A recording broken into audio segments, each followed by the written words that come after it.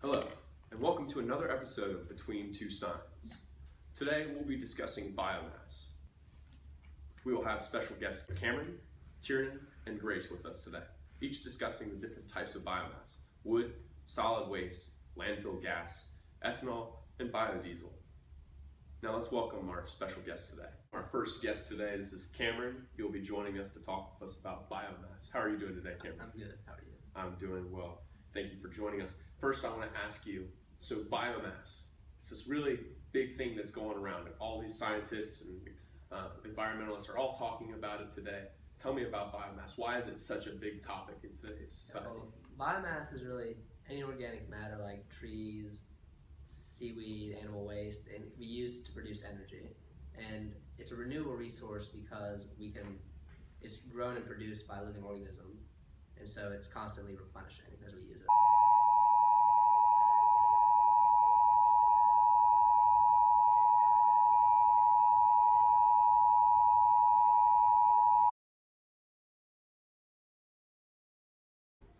Due to an unfortunate set fire, we've been forced to change locations. Please join us for another episode of Between Two Sides and Affirm. Please welcome our second guest, Tiernan.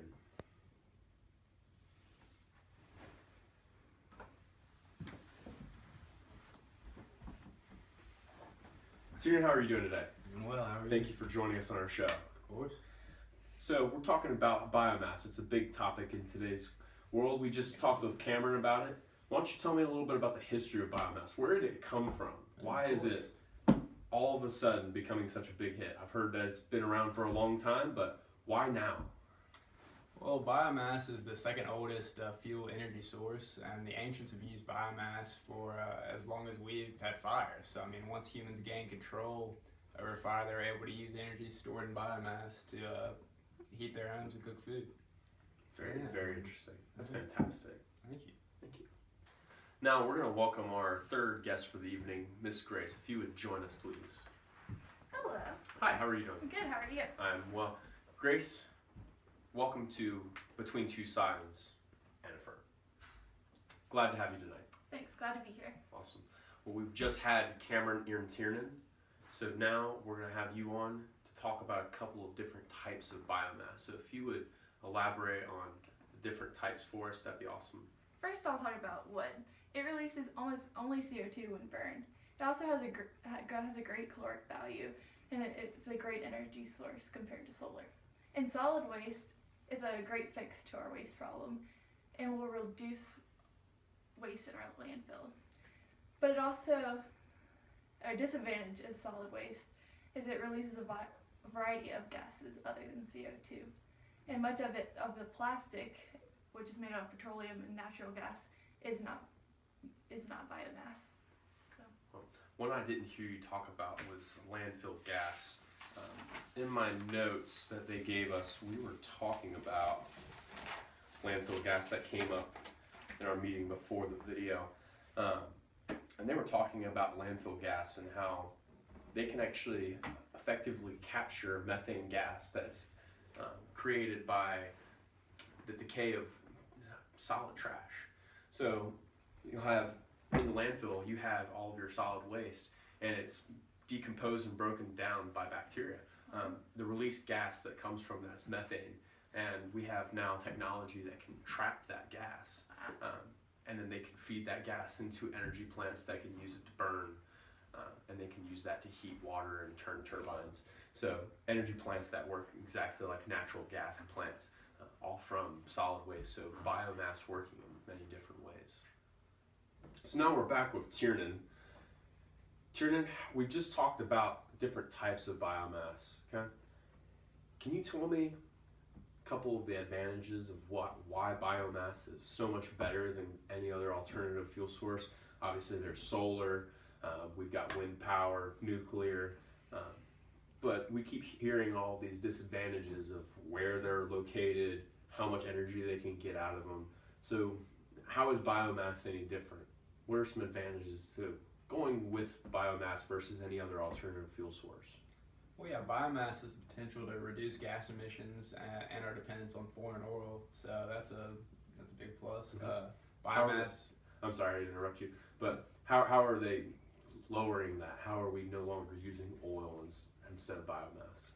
Well, biomass doesn't really add CO2 to the atmosphere. It re-emits it pretty quickly, so it recycles it. So I mean, that's just better than doing it with oil. Okay. So, yeah. Awesome, thank you. Yeah. Is there anything else any other advantages that you can think of? I mean, they reduce the size of landfills, and they won't run out because we use it at a renewable rate. So. Tell me a little bit more about why biomass is better than alternative fuels.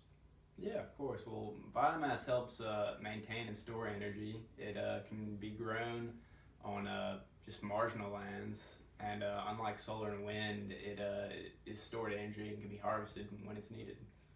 So yeah, those are just a few. Welcome back, Grace. We just had Tiernan on and we talked about different advantages of biomass. So now, if you wouldn't mind, we're going to talk about some different disadvantages and hear some different points of view of biomass as a fuel source. Okay, so there are a lot of advantages, but there are also some disadvantages to biomass. The initial cost is higher than the regular gas or oil boiler. It also takes up more room than a gas or oil boiler. I'd like to stop you there just to make a point.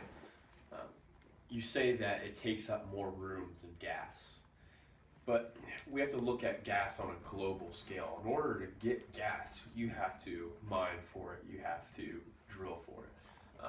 So I'd say that my disagreement to you would be, while we can have anybody can grow food, we could have in my personal garden in the backyard, we could be having grow corn on a small scale, obviously, but on larger scales, we can take a couple hundred acres of food and grow it there, versus taking thousands and thousands of acres and destroying wildlife habitats in the oceans with offshore oil rigs.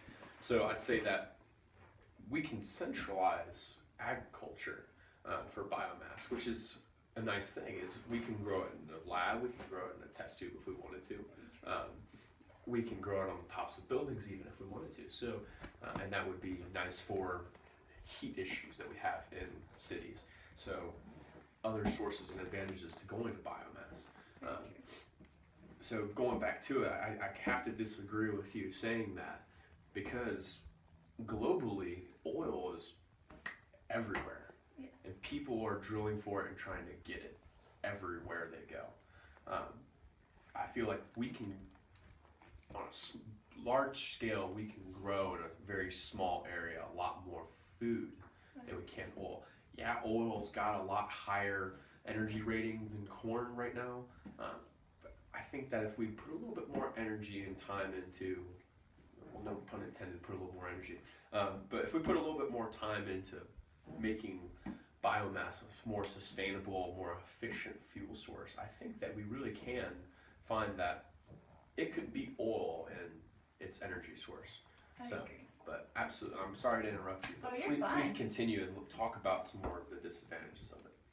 So it also requires more energy to produce than some heat fossil fuels.